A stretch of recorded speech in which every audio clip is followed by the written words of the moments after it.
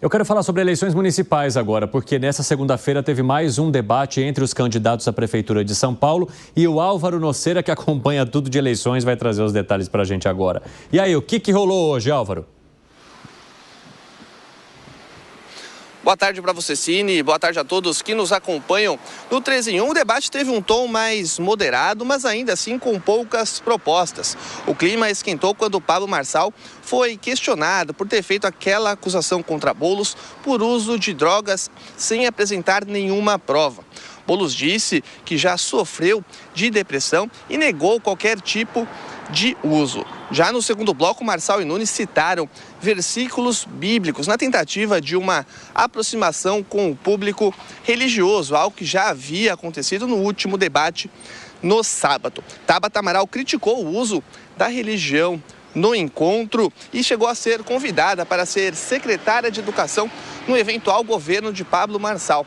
A deputada recusou o convite. Na sequência, Marçal disse uma frase considerada machista. Vamos acompanhar. O que eu quero que você entenda é que o esforço da Tabata é de parecer a mais sábia. Ela é a mais inteligente, só que a sabedoria dela é a mais baixa. Por quê? A sabedoria envolve a experiência. E o fato dela ficar esbravejando como se ela fosse a tia do colégio aqui entre nós, ela quer provar para você que é mulher. Ô Tabata, se mulher votasse em mulher, você ia ganhar no primeiro turno. A mulher não vota em mulher, a mulher é inteligente. Ela tem sabedoria, ela tem experiência, ela olha para você e vê você sempre nesse embate, não vai votar em você. Duda Lima, que foi agredido por Nahuel Medina, assessor de Pablo Marçal, compareceu ao debate e falou com a imprensa pela primeira vez, ao mesmo tempo que o Esporte Clube Sírio divulgou novas imagens das câmeras de segurança que mostram Marçal, um advogado e Medina reunidos logo depois dessa agressão. Duda Lima disse que o soco foi premeditado. Vamos ouvir. Como é que pode alguém que tem que fazer lei, que tem que fazer justiça, rasgar a camisa para fazer o crime? Quem rasgou a camisa do senhor? O advogado, está na imagem. Qual o nome do advogado? Eu não sei o nome dele, o advogado que estava lá, junto com o rapaz que me agrediu e junto com o Pablo Marçal. Os três numa lá, o próprio advogado rasgou. Vai perder o AB, eu vou caçar esse cara. Ele não tem que fazer justiça? Eu não dei um tapa, eu afastei o celular dele e com toda a educação eu saí. E aí ele disse que foi agredido e que eu rasguei a camisa dele. Acabou de sair a imagem agora. O advogado rasgou a camisa do Medina para fazer uma prova falsa. O vídeo está aqui, a imagem vazou. E agora eu estou de alma lavada, porque acabou a farsa. Por meio de nota, a campanha de Pablo Marçal disse que Duda Lima teve um comportamento provocativo e que as novas imagens das câmeras de segurança mostram apenas uma reunião e que o advogado estava apenas checando os ferimentos que teriam sido causados por Duda Lima. Volto com você, Cine. Valeu, obrigado, Álvaro Noceira. Bom, essa informação que o Duda Lima estava trazendo é justamente sobre as imagens que foram divulgadas de câmeras de segurança do prédio que mostram o que aconteceu logo depois da confusão. Ali no canto vocês vão ver, então, Marçal, o outro assessor de sua equipe, eles tentam ali, rasgar a camisa do Nahuel Medina. Ele puxa e tenta puxar ali a camisa, tenta rasgar. Em coletiva à imprensa, depois do caso, Medina tinha dito que o rasgo aconteceu durante a confusão com o Duda Lima. A defesa de Marçal afirmou que a ação de rasgar a camisa de Medina tinha o intuito apenas de ver o ferimento no peito do assessor. Mas aí não seria mais fácil, então, abrir a camisa, né? Ou sei lá, falar, viu, você não quer ir lá no banheiro arrancar a tua camisa para ver se machucou? Precisa rasgar a blusa para olhar se está ferido? Essa foi a explicação, então, da equipe ali do Pablo Marçal. E aí foram essas imagens que foram questionadas pelo Duda Lima e que também estão ganhando bastante repercussão agora, sobre uma tentativa de justificar aquela agressão, então, dando um sinal de que houve ali um ataque também do Duda Lima, que teria rasgado a camisa do Nahuel. Como é que vocês avaliam primeiro essa questão relacionada à imagem e depois a gente vai trazer, eu vou jogar só apenas aqui no caldeirão, a frase que foi dita no debate aí pelo Pablo Marçal, de que mulher não vota em mulher porque é inteligente. Vamos começar com essas imagens aí, viu? Olha só, Evandro, a primeira imagem eu já acho que não deixa dúvidas, né? A própria imagem da agressão. Eu nunca comprei aquela versão de que, ele reagiu a uma agressão porque tomaram o celular à força ou porque ele agrediu primeiro. Por que eu nunca comprei? Porque eu olhava as imagens, né? Eu não sofro de dissonância cognitiva, né? Então, quando você olha ali a realidade, eu estou olhando a realidade. Falo, olha, desculpa, mas para mim houve uma pessoa que agrediu e o outro foi agredido. Para mim é clara a imagem. O assessor do Marçal agrediu o assessor do Nunes. E eu defendo isso aqui. Não se justifica agressão enquanto, mesmo que tenha alguma provocação, xingamento verbal. Não se justifica a agressão do Datena. Não se justifica essa agressão ao assessor do Nunes. Não se justifica a agressão do Will Smith, o tapa na cara do Oscar. Não se justifica. Provocação, você responde com provocação. É assim o mundo civilizado, senão a gente vai para a barbárie, né? E aí, num caso vale agressão, no outro não vale agressão, né? Aí a gente também entra num terreno absolutamente perigoso. Agora, com essas imagens aí, eu acho que não resta mais dúvida do que aconteceu. O que você acha, Piperno? Eu acho que a gente continua vendo, assim, um lamentável reality show do esgoto. E veja, isso é só mais um capítulo, né? São muitos até aqui. Aliás, a história dos tubos lá na ambulância, a agressão que o Alan citou, né? Ocorrida outro dia. Essa farsa aí, rasgar a camisa para, né, enfim, atingir, para culpar de alguma forma o adversário. Mas isso tudo faz parte de um pacote de alguém que foi condenado por dar golpe em contas bancárias, né? Acabou, enfim, sendo depois, não sendo obrigado a cumprir pena por outros motivos, mas, enfim, a condenação aconteceu e a história é muito escabrosa, né? Alguém que promete ressuscitar defunto, curar quem está em cadeira de roda, não consegue andar. Ok, agora, veja, isso não me causa mais nenhum espanto. Eu só convido o eleitor a fazer as suas reflexões. Se for isso que o eleitor acha que é compatível com a governança de uma cidade do tamanho de São Paulo, né, que é um país, uma cidade mais populosa que Portugal inteiro, por exemplo, então o eleitor que seja feliz. Ele tem todo o direito, tem autonomia, tem o livre-arbítrio para lá, sozinho, com as urnas, olhar e falar, bom, é isso que eu quero. Agora, se ele achar que tudo isso aí que eu citei, esse conjunto de ações, não são compatíveis com a figura de alguém que pretenda governar São Paulo, ele que reflita e decida. Que foi ganho. Não, eu só queria explicar o conceito de dissonância cognitiva, né? Que quando você acredita em algo, você defende muito uma pessoa. Aí, de repente, vem uma imagem, vem a realidade colocada ali na tua cara, né? Para você não entrar em desconforto daquilo que você acredita, o que a realidade te mostrou, o que você faz? Você nega a realidade da maneira mais absurda que tem. Então, você nega um fato, você nega uma imagem, né? Criando histórias fantasiosas, subterfúgios mentais. Você se apega a um espantalho, que não aconteceu, para não entrar em desconforto daquilo que você acreditava com a imagem escancarada na sua frente. Gustavo Segré costuma citar muito isso, né, Segré? E nessa questão da dissonância cognitiva, que é um termo acadêmico, né? A dissonância cognitiva... Falhamos ali com a comunicação do Gustavo Segré, já a gente vai restabelecer. Zé, quero ouvir você. Isso é uma demonstração aí de um advogado orientando o cliente, né, para uma defesa. Isso não é ético, né, não é normal.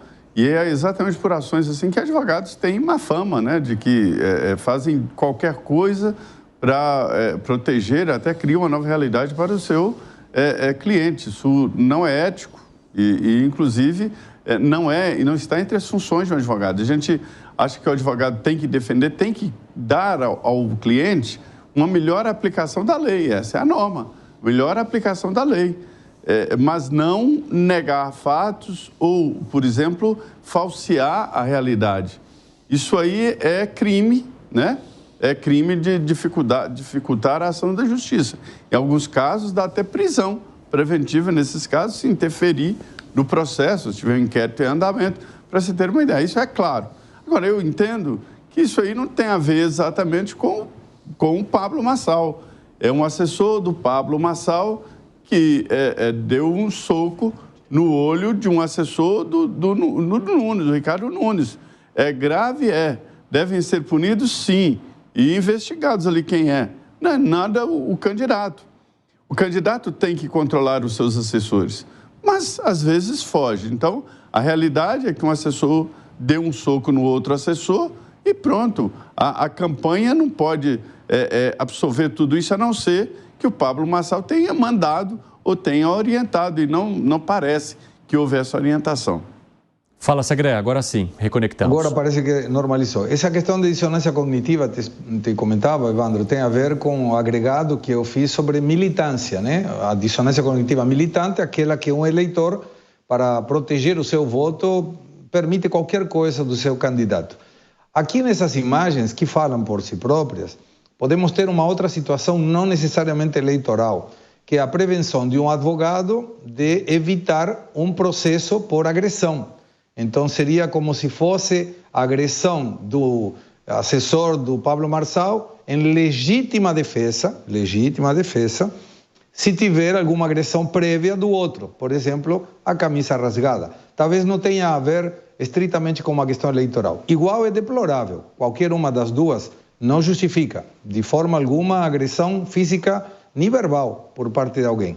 Agora, em relação ao comentário do Pablo Marçal a respeito das mulheres, as mulheres são a maioria do padrão eleitoral e, claramente, acho que ninguém duvida da inteligência do ser humano. Não tem a ver com sexo. O coeficiente intelectual não é determinante ou vinculante com o sexo. Mas ele fez um comentário que me parece não era necessário em termos de diferença de gênero para o eleitor inteligente ou menos inteligente. Exatamente. Vamos subir já a frase aí também, né, para a nossa taxa, para o pessoal que nos acompanha. Fala, Piperno, o que você achou desse discurso aí do Marçal? Não, o discurso é abominável, lamentável, mas combina com um candidato que pensa que faz da eleição um esgoto a céu aberto em busca por votos valendo qualquer coisa, né? Eu repito, é transformar tudo isso num reality show de baixíssimo nível. Agora, uma coisa, e mostra mais uma vez mais um dos seus preconceitos, são muitos. E veja, aí são duas coisas. Pegando até aquilo que o Zé Maria disse, Zé, a questão não é se o assessor é incontrolável ou não. Eu acho, Zé, que assim, primeiro, se houve a agressão, ele deveria tomar medidas contra o assessor. Segundo, a história da camisa que esse vídeo mostra acaba também revelando, descortinando uma excessiva teatralização. Quer dizer, ele é como se ele fosse adulterar provas. Então, ele está rasgando a camisa para vender a imagem de que aconteceu alguma coisa além daquele espetáculo deprimente que a gente viu. E o Pablo Marçal, ele se insere num contexto que muitos especialistas pelo mundo, alguns ótimos especialistas pelo mundo, no estudo de extrema-direita, e aí, assim, eu sempre vejo com um pouco de reserva isso, mas ele se enquadra naquele figurino de políticos pelo mundo que usam e abusam do discurso, né, do anticomunismo extremo, né, de algumas medidas, alguns conceitos extremamente preconceituosos, e isso basta para servir como gatilho para uma parte do público, e principalmente se mostrar como candidato antipolítica, antissistema, como se um político, aliás, ele já foi político em 2022, ele não é antipolítico coisa nenhuma, ele não é antissistema coisa nenhuma, muito pelo contrário, em 2022 ele tentou fazer parte do sistema e entrou pelo caminho errado e acabou sendo condenado pela Justiça Eleitoral. Então, parece que há uma grande parcela do eleitor, não só aqui no Brasil, mas no mundo, enfim, no mundo todo, que esse discurso é suficiente não só para convencê-lo, mas também para ofuscar todas as barbaridades que esses candidatos são capazes de perpetrar. Bom, tem todas essas questões que estão sendo analisadas, né? Inclusive a questão relacionada ao vídeo. Ali se mostra o advogado grudando na camisa, mas não dá para perceber no vídeo se houve rasgo, se não houve. Até depois houve manifestações de que não houve rasgo e até por isso que eles estavam dizendo que eles estavam tentando olhar se havia machucado ali a camisa do assessor. Agora, Langani, como é que você vê todas essas questões nessa reta final das eleições? Tanto a fala de hoje, que repercutiu bastante, quanto essas imagens que também estão servindo agora como uma forma de contra-ataque, entre aspas, das outras campanhas em relação a Pablo Marçal.